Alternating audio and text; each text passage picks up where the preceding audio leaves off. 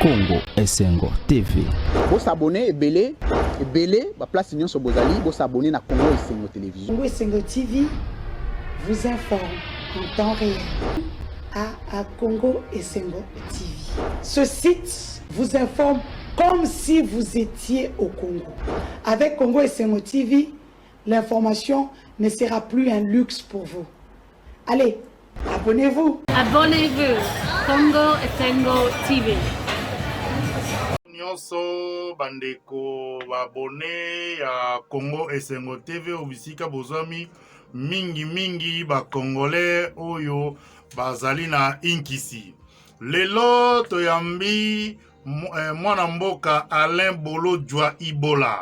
Il est de la nouvelle classe politique de l'opposition, NCPO en sigle.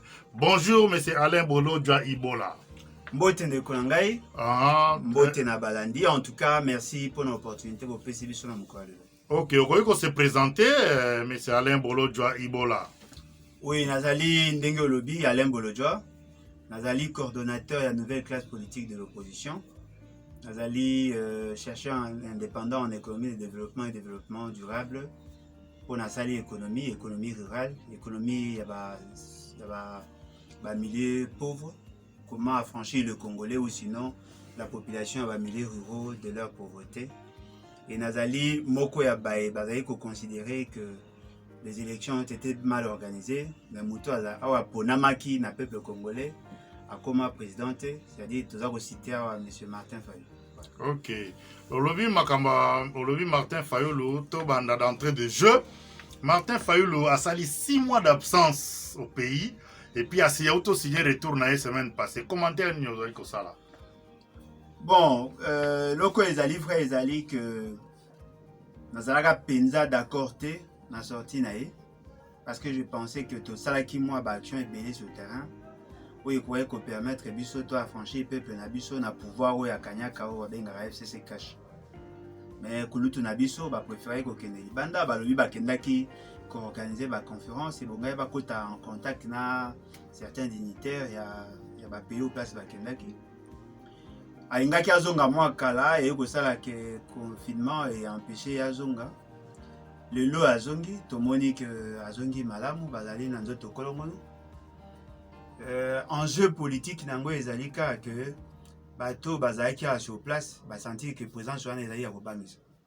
Parce que effectivement surtout bito ke na musika bokomona que moto azali na ancrage sociologique aujourd'hui na Congo koleka mafa azate. Eza kobangisa makasi bokonzi ya kanyaka o ya monsieur Félix Tshisekedi na monsieur Kabila. Yango moni kozonga na bango esali mwa kobangisa ba état major. Souci na biso ezali ya faire voir à kulutu na biso que en politique il faut éviter à commettre beaucoup d'erreurs parce que il faut que tu cache. Quand vous sali sensibilisation, vous pousser la population à comprendre l'enjeu, il faut éviter la rupture, il faut éviter la cassure en termes d'opérationnalisation parce qu'il y a moins déjà qu'on fragiliser.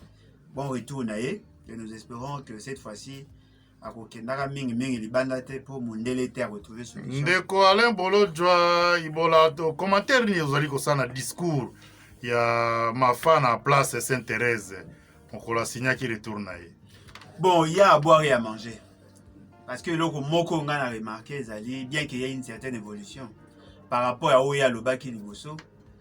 Mais tout ça qu'on considérer ango comme erreur moko pe à parcours ou à appréciation. Pour na kulutu Martin Fayulu, aza ko considérer pour sa part qu'il faut tout mettre en place un cadre et la concertation et puis une structure au conseil pour les réformes. Mais bien sûr, on ne peut réformer que ce qui est réformable. Tout ça est le na non-état.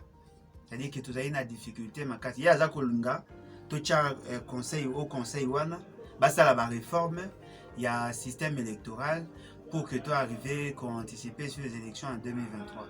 Mais plutôt que ces démarches-là, ce serait une manière aussi, de manière tacite, il y a légitimer le pouvoir à M. Félix Tshisekedi.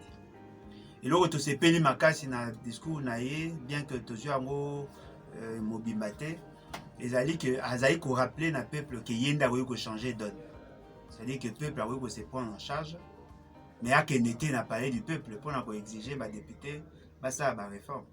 Mais qu'il n'est plutôt pour mettre que ça, c'est que le palais de la nation et le palais du peuple dans la vide pour bateau peuple à Tindara Bazakunate. Bon, voilà, donc tout le monde diaspora, balobi bazo partager position à Mafati. Sur la négociation, ils ont abouti à la réforme. Donc pour nous, ça pour ou bien contre la réforme, la négociation. Bon, moi je crois que la Kansinabiso est tout koloba, ils allaient vraiment corroborer na bandeko mingi ya diaspora. Parce que tout ça comme on a que une idée à réforme. Ils allaient le quoi comme une solution palliative. Ils allaient le quoi la moutade na pota, mais le quoi bozo capacité que ceux qui bolingi bo sukola pota et que ça la passe. Bolingi ka bocha kisi likolo na. Oh bocha kisi likolo ba pu. Il faut d'abord qu'on nettoie pota, musuni asika e monana, ko tia kisi pour na kozana espoir que maladie wana pota wana sila. Ko ken na idée à réforme et ils ont quoi apparaître le quoi accompagner M. Félix Tshisekedi na M. Kabila dans leur forfaiture. Mais la population a choisi Martin Fayulu, seul Martin Fayulu qui peut nous diriger. Mais M. Alain Bolodja, Balobara Fayulu aza dur à négocier à kate, à ligne kokutana motute, à ligne yewana siko, à sala qui plan de sortie de crise. Monta qui pète. Siko les 13 parlementaires, batikali 12, bangwana bakomika na logique pe à négociation, ba rencontrer pour lever à Fayulu. Fayulu siko la ye, aya yo kapé bango ba solo la ba sala ba réforme. Ma BP kaka. Bon, M. Martin Fayulu aza dur. Déjà par rapport à l'élection, ce qui a comme présidente, c'est justement parce qu'il y a défendre l'intérêt à bateau, la signature à Genève. Parce que Moutinho soit ébi que condition va faire ça qui est pour accéder à la présidence d'après le système, mais qui il a se désolidariser na Bembana Moïse Katumbi. Mais lui il a préféré être honnête, à respecter paroles données. Il a commis le victime. Et puis le mot des livres, ils ont dit que il ne suffit pas seulement d'aller négocier. Par exemple, il faut négocier na bateau à Kanyaka au FCC Cash. Bobo ça a été qu'il y a eu des négociations bien avant. Genève peut avoir une négociation. Mais M. Félix Tshisekedi n'a pas respecté ses engagements. M. Kabila aussi, la même chose. À Boyako, comme ça, M. Félix Tshisekedi, Premier ministre, nous avons un accord qui est encore en souffrance, style et l'eau. Accord à Senko. Les gens n'arrivent pas à appliquer. Et là, on est là, qui s'ibino que ceux qui bokéine à négocier. Oui, et là, on en est Koloba. Et là, on est là, qui s'ibino que ceux qui bokéine à négociation, cette fois-ci, bateau en barosa sincère. Ceci n'a pas su d'aller tout résoudre le problème. Mais comment peut-on faire de M. Félix et de M. Kabila la source et la solution dès lors que Bangonde va bénéficier? Tout ça n'a pas ça tout résoudre le problème de manière durable. Il faut d'abord commencer à sanctionner bateau occasionnel qui m'a forfaiture électorale. Ce qui Bango Bazali écarté, en ce moment-là, on va négocier avec le Congolais conscient. Parce que tant que vous n'êtes pas M. Félix et M. Kabila, vous avez l'intention à légitimer le pouvoir là-bas. Bref, je crois que la population a ébissé, tu as posé un dialogue, tu as posé à récupérer le pouvoir. Il faut que le peuple a récupéré le pouvoir, après ça la moto et la ligne. Ce qui peuple a renouvelé confiance dans M. Martin Fayulu, c'est lui qui doit nous diriger parce qu'il va obtenir plus de voix que les autres. Mais ce qui est d'ailleurs que côté qu'à M. Félix Tshisekedi n'a pouvoir, côté qu'à M. Kabila avec cette majorité artificielle ou factice, nous considérons que ça sera de la haute trahison. Il y a un autre lobby, biso de la position à la population, de la posa que va actionner l'article 64 pour que tu espérer qu'on fait respecter le choix de biso. Ma mituna ezali ya biso, biano ezali ya M. Alain Bolodja, nouvelle classe politique de l'opposition. Balandi ya Congo esengo tozali kokoba se kokoba na interview na biso ya mokolo malelo avec invité Alain Bolodja. Papa Alain Bolodja, commentaire ni ozo sala sur acquittement ya évêque Pascal Mukuna. Bon, et le coup ezali vrai ezali que quand la justice écoute à tendance, il y a possibilité à condamner, il y a possibilité à acquitter. Mais le coup ezali aussi la passe ezali message où il y a apesi na libération na. Il a remercié M. Félix Tshisekedi pour avoir intervenu. Ce qui veut dire que la justice n'a pas fait son travail. La justice est comme le coup à bras séculier. Et comme le coup à cellule moro spécialisée à IDPS. Parce qu'au départ, M. Kabila qui maîtrisait la justice. M. Félix Tshisekedi a dit dans l'opinion que non, voilà, na yé pour libérer justice, na rendre justice indépendante. Mais tu veux se rendre compte que cette justice a combien indépendante vis-à-vis à Kabila, mais dépendante vis-à-vis à Félix Tshisekedi. Bref, justice le Kabouani en deux. Une partie à justice pro-Kabila, une autre partie pro-Félix. Moi, je me pose la question, cette dame-là, si elle a raison, parce que l'élément, ils ont attesté qu'effectivement, il y avait quand même quelque chose de louche dans le dossier. Si la femme a raison et que libérer M. Moukouna pour plaire à une certaine communauté, il y a des chrétiens ou une certaine communauté, il y a des sportifs, conséquence, il a dit que il perd d'espoir dans la justice. Or, le rôle de la justice, c'est de garantir les libertés individuelles. Comment voulez-vous, une femme veuve de son état, azako senga bazong sele lopango na ye, azako lobakela été abusé na ye, au nom de la politique, quitter. Ce qui est allé, sincèrement, le pays est à pola pour que la justice est comment au service de l'individu au lieu qu'il ait le droit. Juge, parce qu'une femme est veuve de surcroît. Elle est là. Dans l'injustice, dans le pays, en tout cas, je pense que comme Malibabé, et puis M. Moukouna a la fierté, parce que déjà même par rapport à Moussalo Salaka, il y a un pasteur, le fait seulement qu'il a été cité. Et tout ça, déjà, il a reconnu certains reprochés. Un homme marié qui sort avec une autre femme, et puis une femme en gros a sali chantage ou sinon a sali ou a salaki. Quelle que soit justice et à Moukini, je crois qu'il sera jugé par Dieu. Mais M. Félix Tshisekedi, comme d'habitude, il a déçu. Alors que la justice est indépendante, mais tout ça qu'on remarqué qu'il a utilisé justice, le quoi cellule, mon quoi il y a de pèse, et c'est quand même décevant. Ok, balobi, exonération fiscale. L'État congolais a perdu plus de 5 milliards de dollars. Mais il y a exonération, ils ont la malamouté, net itoza na ba lokola ba œuvre ba Caritas, ba entreprise caritative, baza na besoin d'exonération pour basalisa mboka, basalisa peuple. Est-ce que l'exonération est mabé? Ndeko na ngai difficulté tozali na yango ezali que bato mingi oyo baza kosala politique lelo n'ont jamais été préparés. Parce qu'en réalité, l'exonération ezali moko ya ba pratique. Hein, sur le plan économique, même sur le plan financier, où l'État, ce sont des instruments. Tant qu'on va dire l'exonération, l'exonération en soi n'est pas une mauvaise chose. Il faut utiliser l'exonération pour résoudre un problème. Par exemple, dans la pose à faire baisser le prix sur le marché. Voilà, tel produit, tel autre produit, et vous allez exonérer.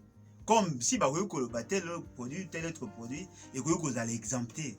C'est-à-dire que Mouta fout l'autre côté pour que l'autre côté est belé. Dans l'exonération, il y a des éléments où on va tenir compte. Par exemple, dans un exemple, tu vas dire que le ciment à $40.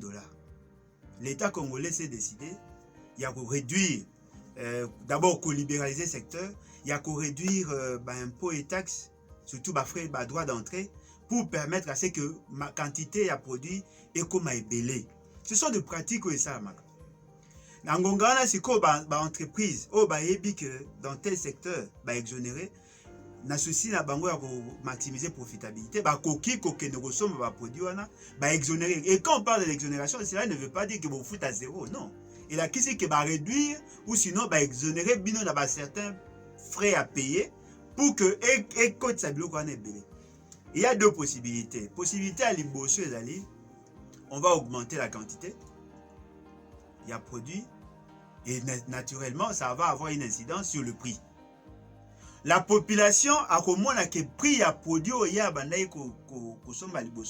et baissé. Conséquence ça va augmenter ce qu'on appelle la propension à consommer. C'est-à-dire que les gens qui vendent comment que consommer un peu plus. C'est-à-dire qu'on jouer plus sous la rotation, la quantité est matie, le prix est baissé, tu vas consommer plus. La rentabilité à l'entreprise, c'est par rapport à la rotation. L'État a perdre effectivement parce que Mbongo et Bonga va foutre dans l'État, va foutre à les sociétés.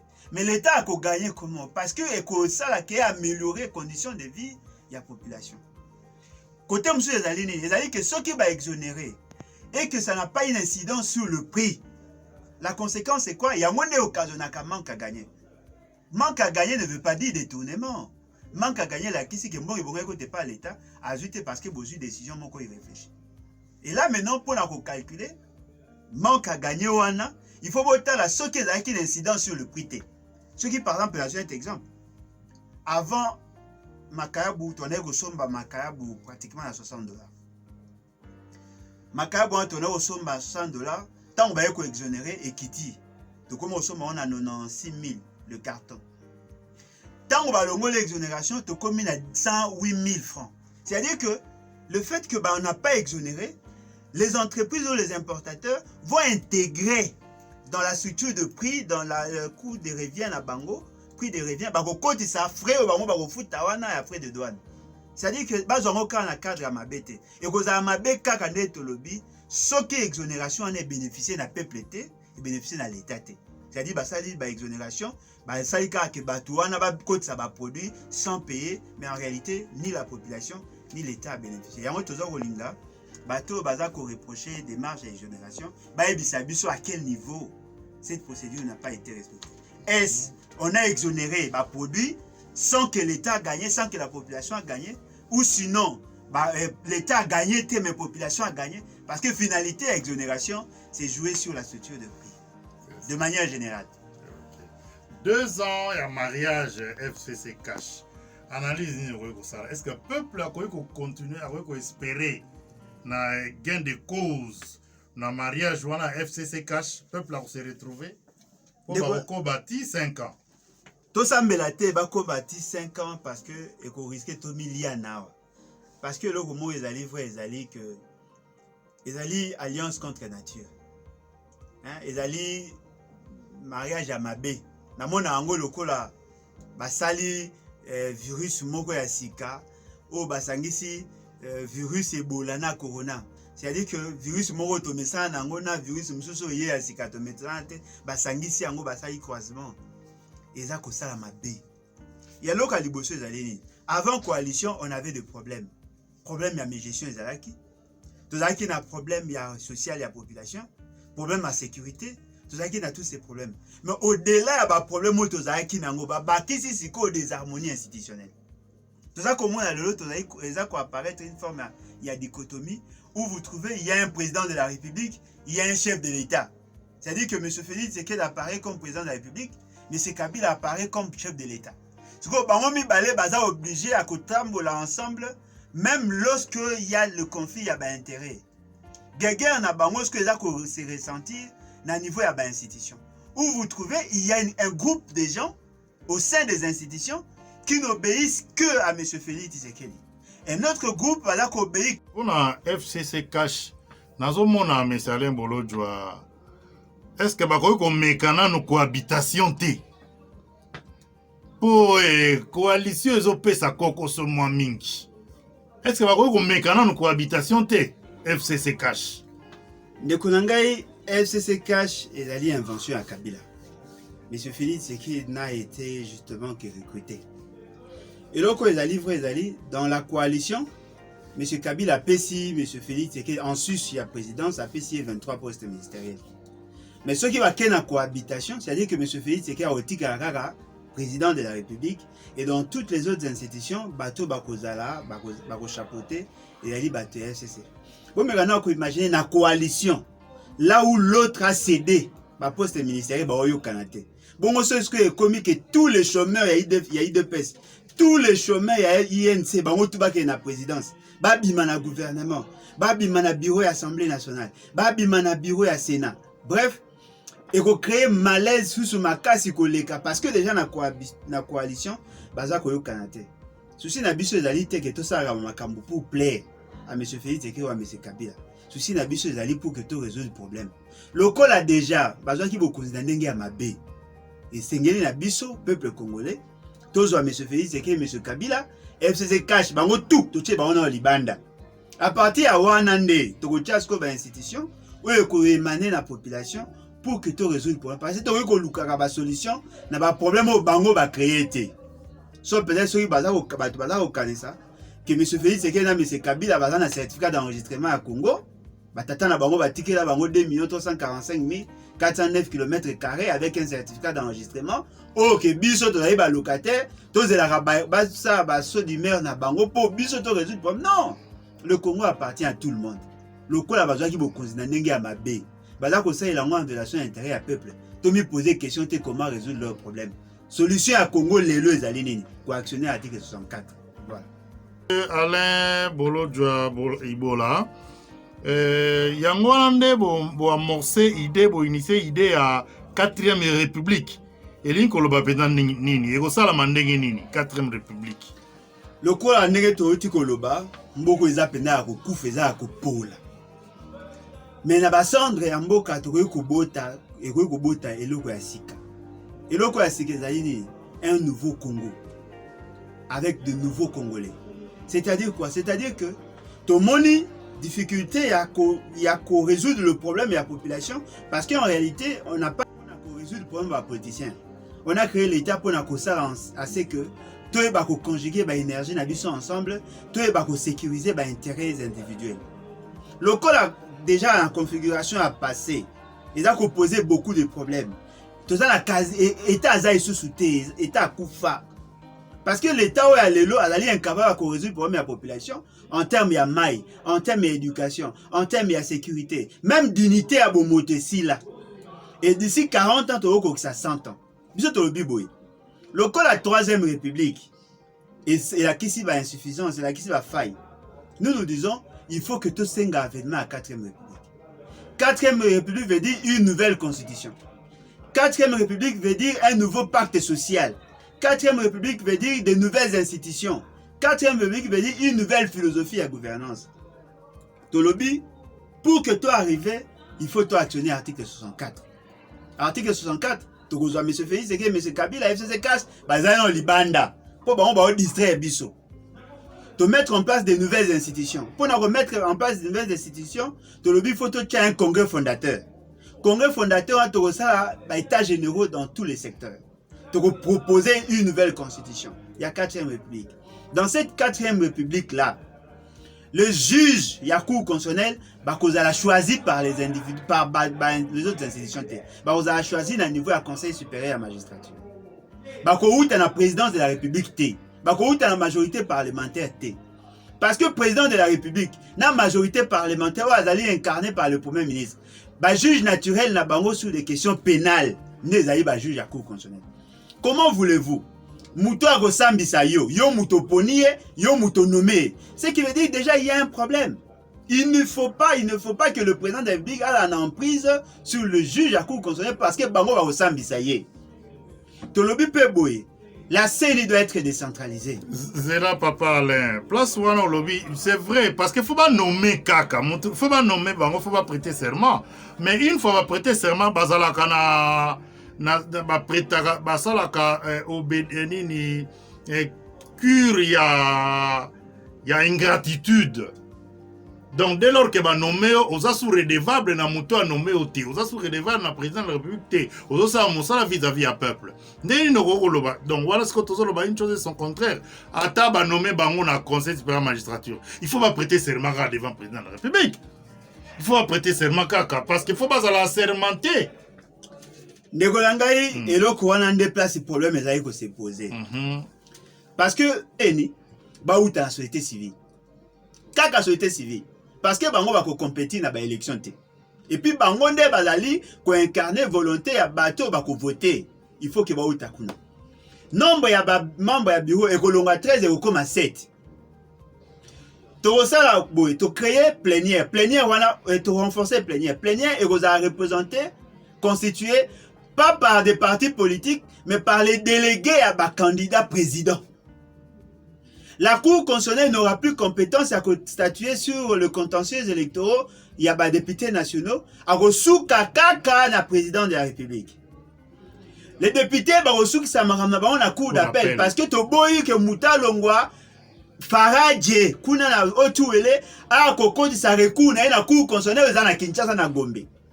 Il faut que ba suka kuna pour que les réalités sociologiques et la confronter dans la réalité juridique à ce niveau-là.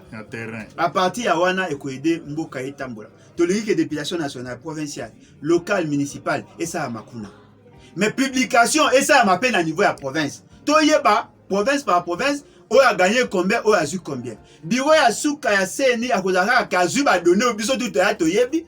Bah ça lui compilation, bah signer un procès verbal, bah continuer à cour constitutionnelle. Le cas à cour constitutionnelle à Kolongo là politicien. Le cas à niveau à CNI bah Kolongo là politicien. Le cas à publication ça déjà à niveau à base, on peut espérer la transparence. Et on se trouve oui, l'avènement à 4e République, on va résoudre ce problème. On va aussi résoudre le problème il y a la nationalité. Parce qu'on a constaté qu'on a traité cette question avec autant de légèreté. Un Congolais né Congolais, vous pouvez mêler une nationalité. Mais un Rwandais, car pour vous, bango no kiba ko mabino, bango kiba ko lobabino na pouvoir, vous pèsez bango nationalité et aujourd'hui nous sentons il y a plus de 20 généraux rwandais, que ce soit l'armée, que ce soit la police. Nous voulons que tout reconfigurer l'État, tout renforcer plus la décentralisation.